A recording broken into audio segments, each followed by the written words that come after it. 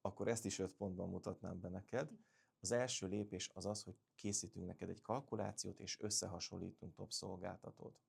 Második pontban átbeszéljük utána ezeket a részleteket, amikor én ezt a kalkulációt átküldtem neked is megnézted, utána következik ez a részleteknek az átbeszélése, illetve kiegészítem további információkkal a kalkulációkat, hogy lásd, hogy A, B, C, D, E, F, G biztosító közül hogyan tudsz esetleg dönteni, választani, vagy mi alapján.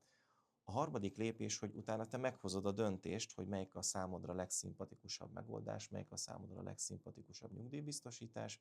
Negyedik pontban pedig elindul az adminisztrációs folyamat, ebben segítek az ügyfeleimnek, egy új ajánlatot veszünk föl a te esetedben, online rögzítjük a szerződésedet, azonosítalak téged, ugye ez a kötelező az én részemről, és miután az azonosítás megtörtént, és aláírtad az általam kinyomtatott nyilatkozatokat, ezek eredetiben bekerülnek a biztosítóhoz, és amikor az első díjat befizetted, utána lesz élő a te szerződésed.